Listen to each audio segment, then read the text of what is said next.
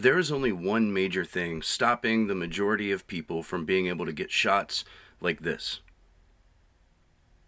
I've made a few videos on how to do more advanced techniques with your camera, but it occurred to me that I haven't covered even the very basics. So that's what I'm going to do today. I'm going to show you how you can get results like this by understanding your camera, even if that camera is a 12-year-old point and shoot camera that you can get nowadays for under $120. Welcome to Camera Fundamentals. So full disclosure for this video, the camera that I'm going to be using to demonstrate everything is not a 12-year-old point and shoot camera.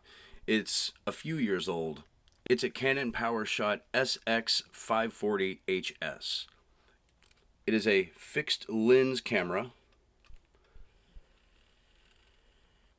with a 50x optical zoom, and you can pick these up for a few $100s, or the camera that I captured this image with is over a decade old, and you can get shots like this with old cameras just by understanding your equipment. So we're going to be using this newer version and going over a few of the basics of how your camera actually operates, what settings to change, when, and why, and get you taking more professional looking shots by the end of this video.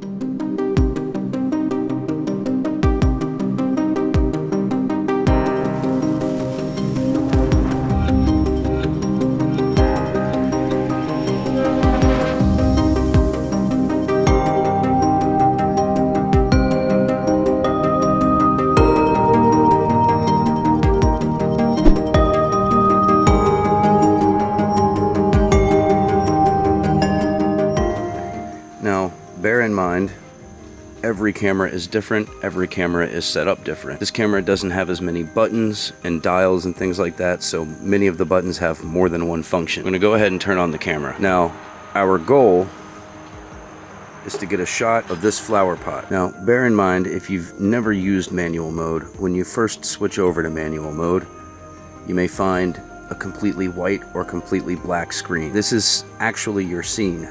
It's just that the settings are not optimal for shooting. So the first thing we'll talk about is shutter speed. This number you see changing here on the bottom left is the shutter speed. It is currently 1/250.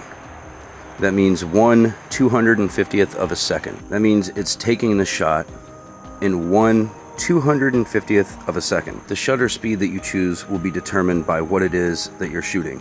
If you're shooting something that moves very quickly, you want to choose a very high shutter speed so that you can capture it in all of its detail. For example, if you're photographing sports and someone is running up the sidelines at full speed, you don't want to take a photo at 1/8 of a second, because then there'll just be a blur in the frame. You'll want to capture that photo at like 1/500th or 1,000th of a second. So we'll go ahead and bring that shutter speed up to a faster point. We are currently at 1/1600th of a second, but the image is still really bright. Too bright to use. So that's where the next setting comes into play. ISO. There's some debate as to whether this is pronounced ISO or ISO.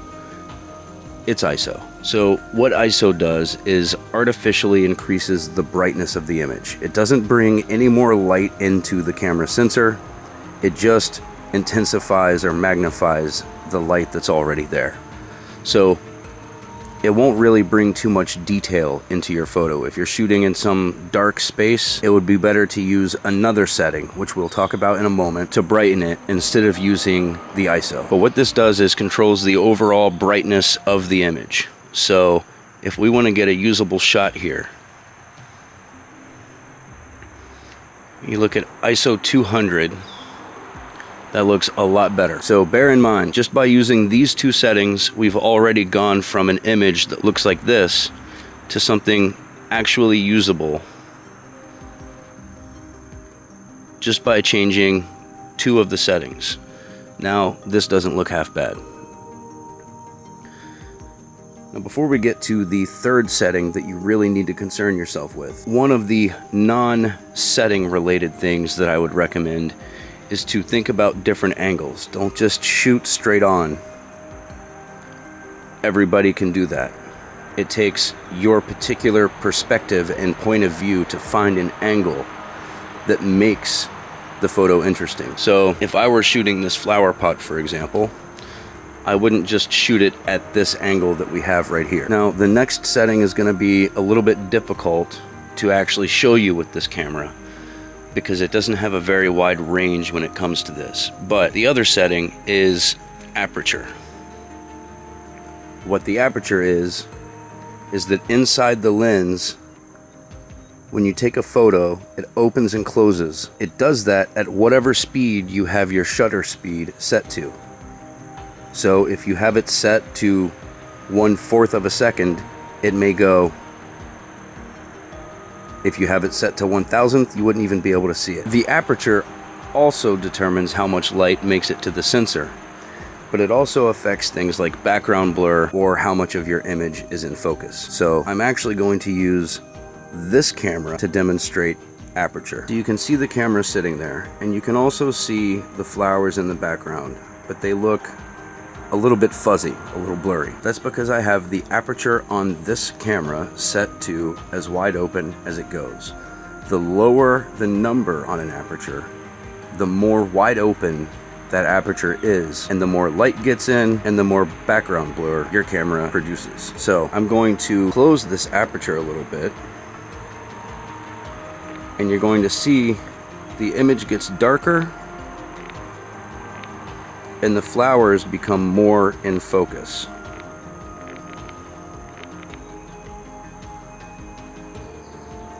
Now if I open the aperture again, I'm going to do this quickly. You can see the image gets super bright and the flowers in the background are not in focus. So the key when using the aperture is to find a nice balance where the focus you want is achieved and the image does not look too dark or too bright. So those are the three main settings you're going to be worrying about when you're trying to capture your images. But the real trick is using all three together along with your composition skills in order to create a good image. So we're going to take a picture with this camera. You can see what you can achieve even with inexpensive gear if you use these three settings in conjunction with one another, along with your composition, showing your perspective on the subject, your point of view. So taking a picture of this flower pot, as I said, I wouldn't take the picture from here, this straight on shot. So I'm going to grab this camera, go find an angle that I like, and the result is this. This picture was taken with that camera, that point and shoot camera. You can pick them up for a couple of $100s. You can get similar results with the PowerShot SX50HS, which you can get online for less than $120. So really this is to show that if you use these settings, it's really not the gear, it's your eye and how well you understand your camera. That's going to wrap this one up. I didn't intend this to be a super deep dive into camera settings, more of an introduction to get you more comfortable with trying out that manual mode on your camera. A lot of people start out in photography shooting in automatic. They switch over to manual once they no longer feel challenged, and it's intimidating, and they stop and they never pick up a camera again, or they just go back to auto mode and they're not getting the most out of their gear. But I guarantee you that if you take the time to learn manual mode, learn how to use these three settings in conjunction with each other, you will have a lot more fun with photography. You will be getting images that much more closely resemble the image you had in your mind when you took your camera out to capture that shot in the first place. So if this video has helped you at all, please leave a like. It helps me out. If you want to see more videos like this, more photography content as a whole, subscribe. And if you have any questions at all regarding photography, leave them in the comments. I would love to hear from you. And I want to see what kind of shots you're getting after diving into manual mode. So I'm going to leave links to my socials in the description down below so that you can find me there and show me your art. All right, that's going to wrap this one up. I hope you enjoyed, and I'll see you in the next one.